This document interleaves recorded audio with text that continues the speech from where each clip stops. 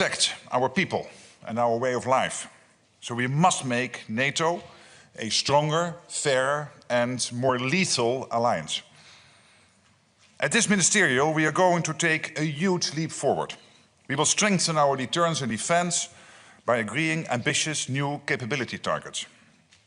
These targets set out what forces and concrete capabilities the allies need to provide to strengthen our deterrence and defense.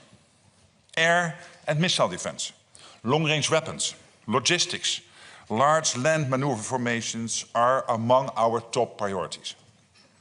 We need more resources, forces and capabilities so that we are prepared to face any threat and to implement our collective defense plans in full.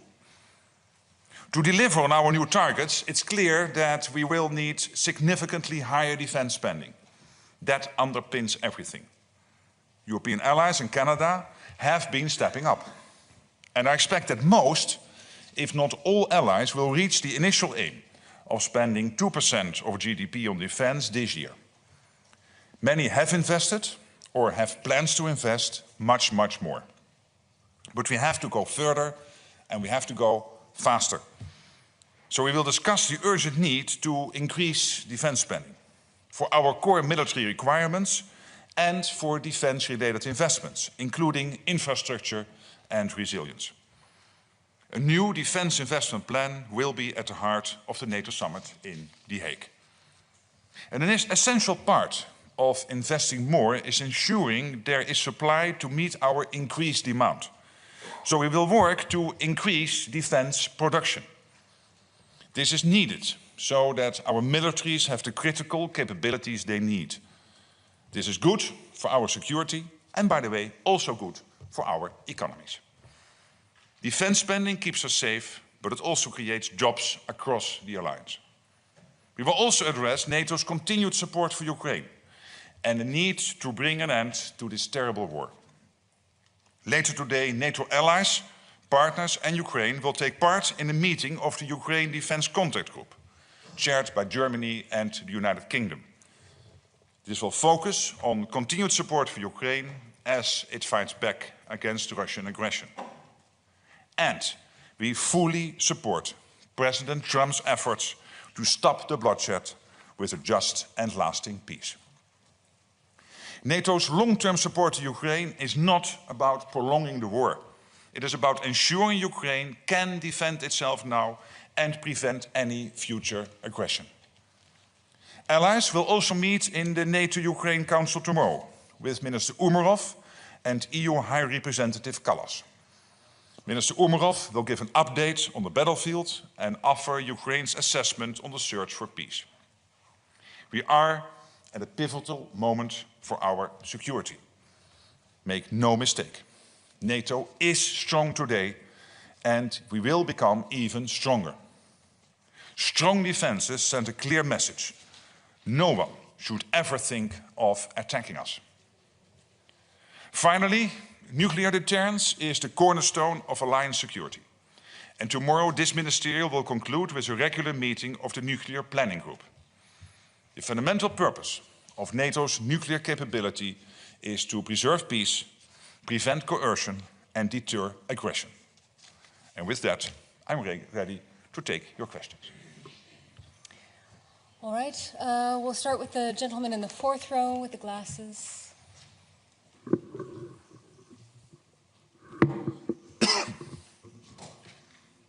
Thank you. Sven-Christian Schulz, Redaktionsnetzwerk Deutschland, German newspaper network R&D.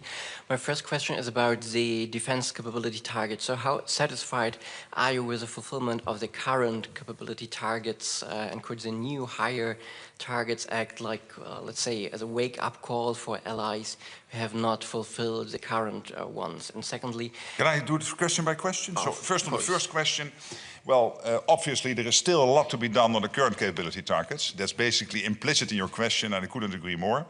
And we need to do much, much more than what was basically encompassed in the current capability target. So that means that this week is so important because we will agree. And that means that we will assess the gaps we have in our collective defense to be able not only today to protect ourselves against any Russian aggression. The Chinese built up, look what is happening between China, North Korea, Iran and Russia, etc., etc. But also to do this in the future, that we are able to defend ourselves, not only now, today, but also in 3 to 5 years.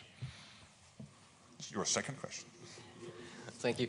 Regarding the peace negotiations with Russia and Ukraine in Istanbul, after this negotiations, peace does not seem any closer today. So with this in mind, are you convinced that peace is possible through negotiations with Putin, or is he just gambling?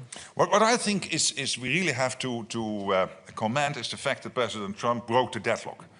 Because till January this year, there were no direct conversations ongoing between the US and Russia. And I think it was important that Trump did this. Of course, this is not easy. And we have to make sure that we bring Ukraine to a lasting and durable peace. This is exactly what the US wants, what all the allies want, of course, what Ukraine wants. So Putin should never, ever try this again. And that means we have to test him, we have to sit down with him, or at least with his team, discuss, etc. And it is the US taking the lead on this, and I'm really glad that they do that. All right. Second row, Agence France Presse. Hello, Secretary General. Good morning. Couple of related questions. You told President Zelensky in Vilnius that Ukraine is a priority at the NATO summit, but it seems there will be no progress on Ukraine's desire to join the alliance, and there will be no commitment from allies, like in Washington, of a broad support package for Ukraine. So isn't the priority on Ukraine at the Hague summit to avoid upsetting Donald Trump? And can I, on your first question, and then we come back to you, because otherwise I have to make notes. On your first question, the decision in Washington to present to the Ukrainians an irreversible path of Ukraine into NATO still stands today. There is no change. By the way, it was never promised to Ukraine that potential NATO membership would be part of a peace deal or a ceasefire. But that long-term commitment, that irreversible path is there, and we are building the bridge through the command in Wiesbaden, what we are doing together with Ukraine in Poland, capturing all the lessons, the ongoing support for Ukraine on a day-to-day basis. And on your second question, the first 3 months of this year, this is not news, I mentioned this before, allies have pledged 20 billion euros again for Ukraine in terms of military support compared to the 50 billion last year, full year. On the first 3 months of this year, again, 20 billion and more will come in. We will have the UDCG today, the Ukraine Defense Contract Group, and I'm absolutely confident and have reason to believe that more commitments will be made today. So that's ongoing. So there is no change there because we are all united, including the United States, Canada and all European allies, that we have to make sure that Ukraine can sustain in the fight and that we can bring this terrible conflict, this Russia's war of aggression against Ukraine to a durable and lasting end. you say that you're all committed, but for the first time since this format started, the US Defense Secretary is going to skip the contact group. What does that say about US commitment to Ukraine? And haven't they gone completely AWOL on supporting Ukraine?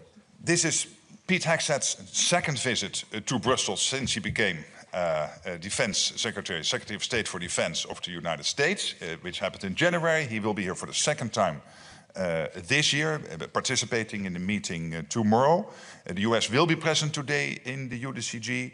The US is completely committed to NATO, completely committed to our joint endeavors when it comes to Ukraine. There's no reason to doubt that. And whether someone is participating, yes or no, in each meeting, let's not forget, these meetings take place most of the times in Europe, so it will not always be possible for US officials to participate in every meeting.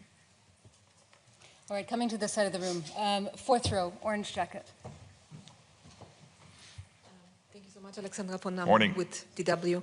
I was wondering about Ukraine's role at the NATO summit. As we understand, Ukraine is invited, Yes. but there is at the moment, at least apparently, no meeting of NATO-Ukraine Council planned at the leaders level. So for you personally, as Secretary General, how important it is for you, for President Zelensky, to play a big role during this summit, and also how important it is for you condemnation of Russia and also the aid for Ukraine to be prominently featured in the summit's communique? Indeed, I invited Ukraine to the summit. We will,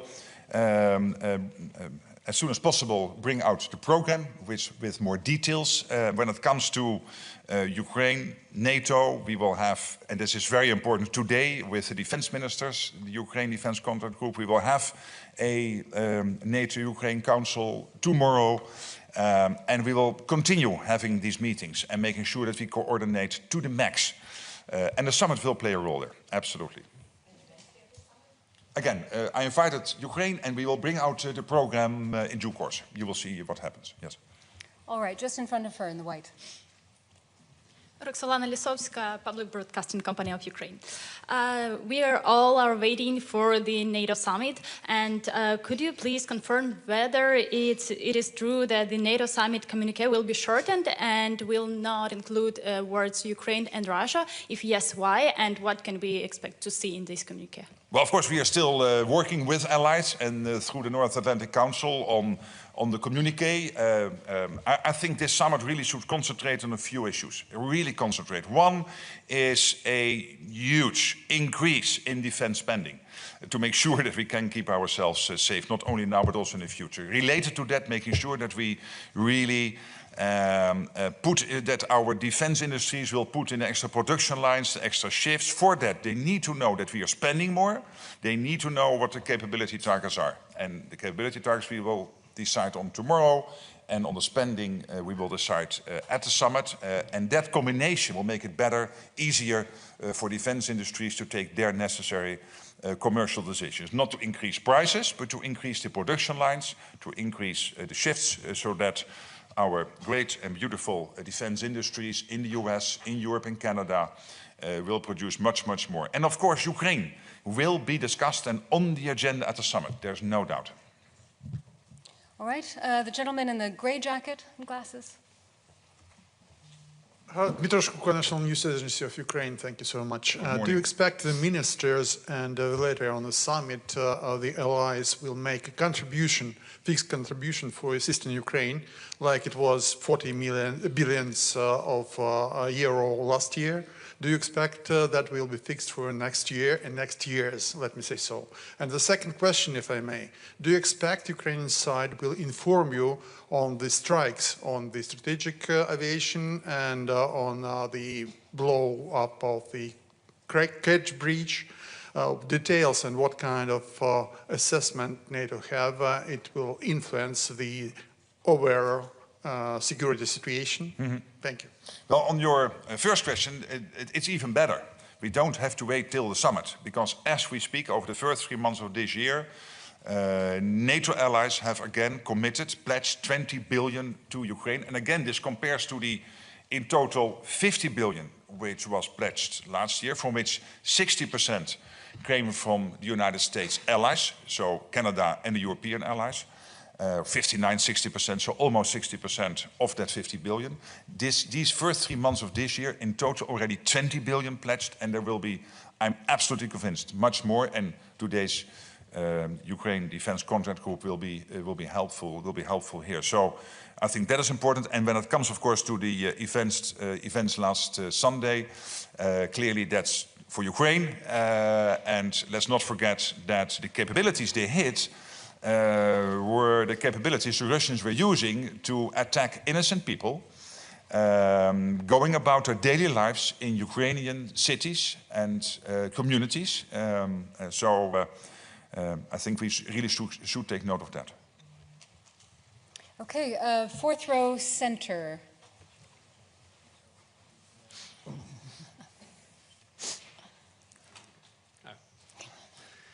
Yes, thank you, Mr. Secretary General. How unfortunate is it that the Dutch government has collapsed 3 weeks before the summit, and how important it is, you think, that Dutch Parliament will allow the caretaker government to decide on the new investment plan? And just for the record, you're staying here, right? Or yes. Is duty calling? I am staying here, obviously I should not comment about Dutch politics, but I'm really absolutely positively convinced that at the summit with the 32 we will come to an agreement when it comes to this really big increase in defense spending, in defense industrial production, keeping the support for Ukraine going. I'm absolutely convinced. All right, and then coming to the second row here in the center. Secretary General, I have rather two questions. The first one is about external politics and the other one about internal politics. So about the external. The United States plan to withdraw their troops from Europe. How would Russia and China and the other countries that are not so friendly to NATO evaluate that? And the Can I do it question by question? So on your, and then you can then ask the second question if the gentleman is able to sustain that position. Yeah. On the first question, there are no plans at the moment for the US to withdraw troops. What we do know is that, one, the US is completely committed to NATO.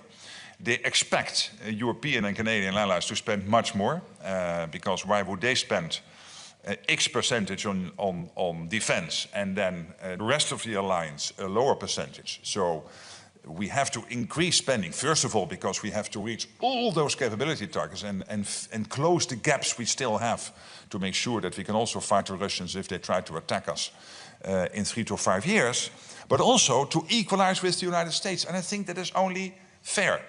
And then we know that the United States, of course, Europe, NATO is extremely important, because for a safe United States homeland, you need a safe Atlantic, you need a safe Arctic, and you need security in Europe. This is all three crucial for the United States. But at the same time, we know the United States also has to, because they are so big and so powerful, have to concentrate on other theaters in the world, like the Middle East, and of course the Indo-Pacific. So pivoting somewhat more to these areas is only logical.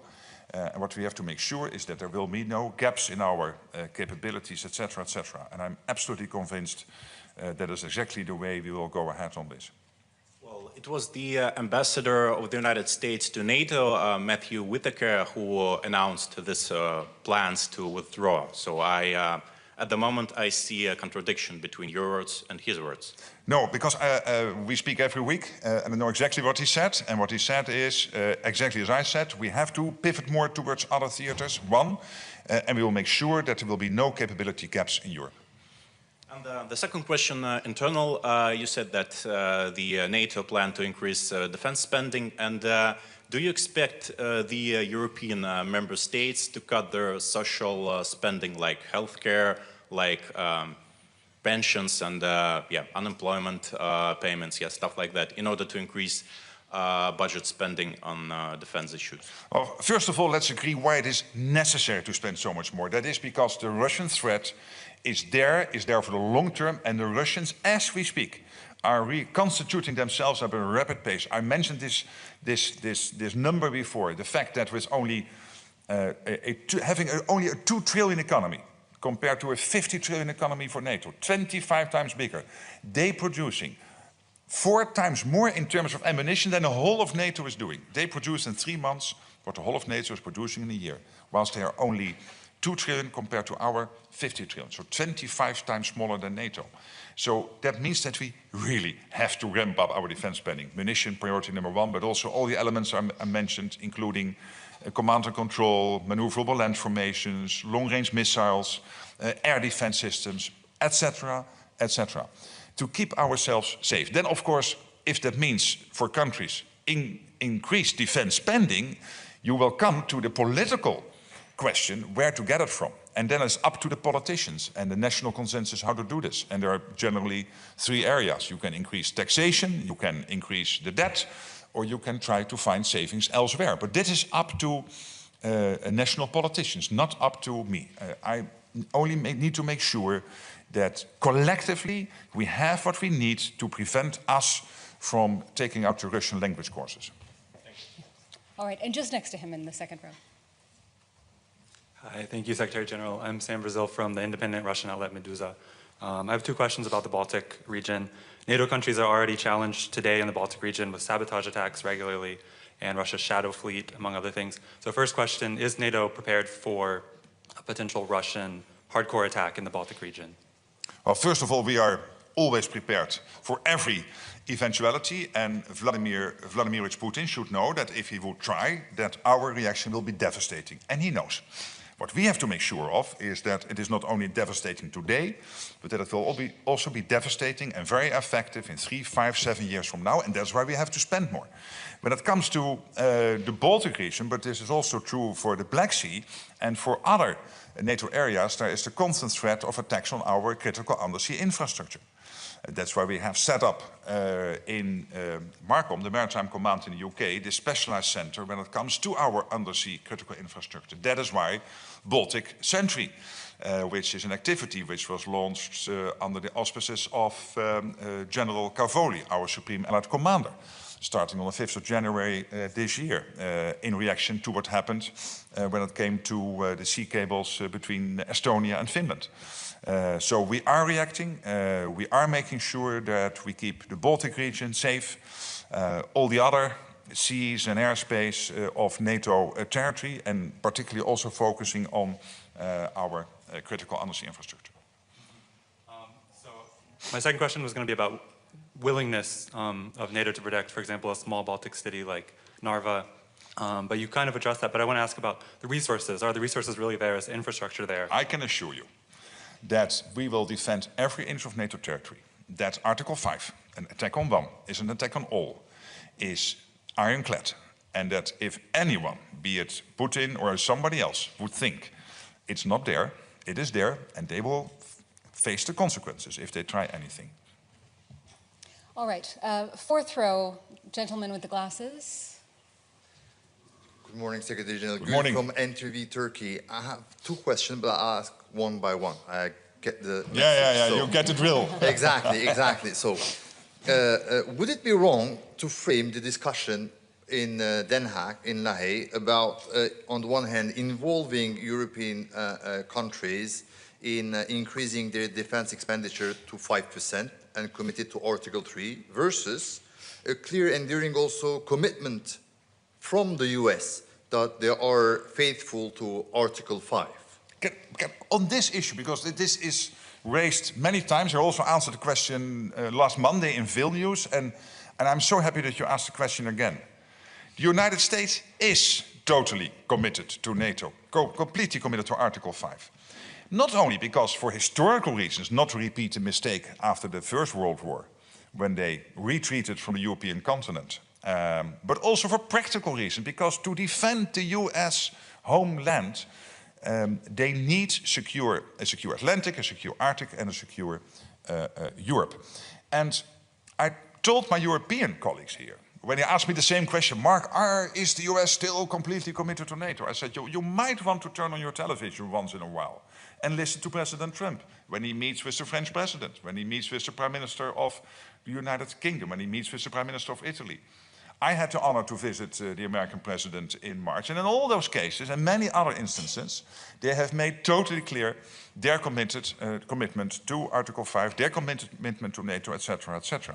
So maybe we should now start stopping asking the US to do this, and now we will ask for the next half year for the Dutch or the Estonians to commit to Article 5 in NATO, and then first half next year we will move to Spain and France, and we'll do this part of NATO by part of NATO, because it is not fair to constantly ask, and I'm not arguing with you, but through you with some of my European colleagues, to constantly question them. However, this comes with an expectation, and the expectation is that on the European side of NATO and the Canadian side of NATO, if we think that we can keep ourselves safe, sticking with the 2%, forget it. Yes, the next 3 to 5 years, but then we are in great difficulty, and the US rightly expects us to spend much more to defend ourselves with their help, but also to equalize, which is only fair, with what the US is spending on defense. And the second question is with regard to the war-fighting readiness. It's a topic that you also raised in P9, and it's, I guess, the topic today. But is there enough resources and political will to, within the alliance to, on that very matter, bearing in mind that this 1 billion citizens adopted the Feyenoord motto, we don't want words, but we want deeds? Yes, exactly. And that's exactly what we have. NATO is the most powerful defense alliance in world history. It's even more powerful than the Roman Empire. So, and more powerful than the Napoleon Empire. We are the most powerful defense alliance in world history. But a defense alliance needs maintenance and needs investment. And that's exactly why in NATO we have this whole system, the NATO defense planning process, now leading to an agreement on the capability targets. And that means that we will have exact clarity on where are we and where should we be if we want to be able to defend ourselves not only today, but also in 3, 5, 7 years. Listen to the German chief of defense, who said this week on the record that within 4 or 5 years the Russians might be able to attack us. Well, I and all my colleagues want to prevent that because we want to stay free. We value our way of life and we don't want any form of Russian dominance over NATO territory. All right, just in front of him, Reuters. Andrew Gray from Reuters. Secretary General, you said that Ukraine is invited to the summit at The Hague. When you say Ukraine, do you mean specifically President Zelensky? And is he invited to the summit itself? Would there be a NATO-Ukraine Council? Or just to the dinner? And if that's the case, isn't that a diplomatic downgrade on previous summits? As I said to your colleague, we will publish the program in due course. All right, coming here, fourth row, the woman in the peach jacket. Thank you, Binna Chung with South Korean news agency Yonhap. The newly elected South Korean president took office today. Yes. So what would be your message to him? And in this regard, are you now in a position to officially announce the invitation of IP4 countries to the Hague Summit? Thank you. Well, again, on the program, we will publish that in due course.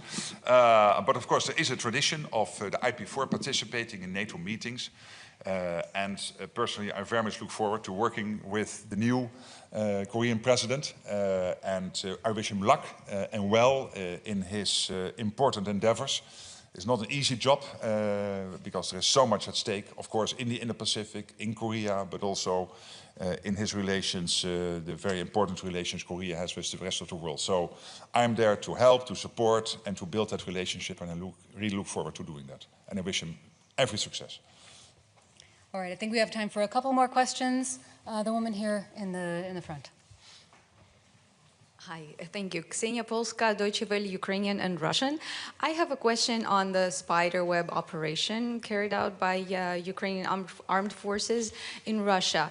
It's a couple of questions, so maybe, yeah, we know the drill. Has the attack changed the perception of what Ukraine's and Russia's armies are capable of?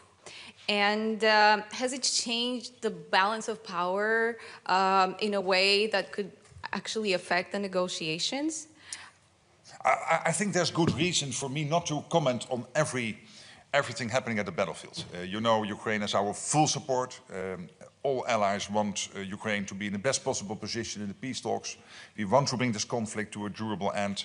And when it comes to a specific operation last Sunday, as I mentioned to one of your colleagues, clearly what they targeted is Russia's capability to hit out, to target with missiles and other means innocent Ukrainian civilians in cities, in communities all over Ukraine. And I clearly take note of that, but let me not comment on every step and then assess what that means for the standing and the war, etc., because that's not always helpful. Question because, of course, my newsroom, my newsroom is expecting. I cannot let you go without asking the question. But you said you don't want to go into details. Still, I have to. Was Ukraine using intelligence of NATO allies for that Pavutina spiderweb operation? As I said on your previous question, it's tradition for us to not comment on every Ukrainian operation or every Russian operation. Sometimes we do, sometimes we don't comment on it. And in this case, my comment is clearly on the targets of the Ukrainian operation. And these are Russian capabilities they use to do this indiscriminate, unprovoked attacks on innocent Ukrainian civilians, cities, etc. And that's terrible that they do this. And I take note of the fact that Ukraine was targeting those capabilities. All right. And final question to the gentleman just behind her. Thank you. Sergei Sidorenko, European Pravda, Ukraine. I'd like to ask you about your vision and allies' vision on distribution of this, let's say, 5% or what you would finally define. Ukraine is getting support, Ukrainian armed forces are getting support from the alliance.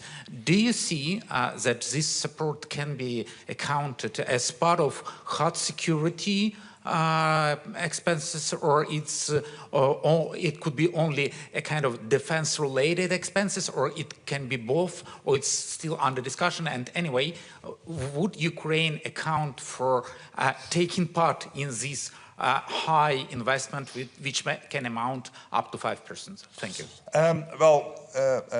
First of all, it would be strange and not wise if in NATO we would take decisions on spending more and then doing it in such a way that it would somehow work against Ukraine getting what it needs going forward to stay in the fight and be in the best possible position in the peace talks.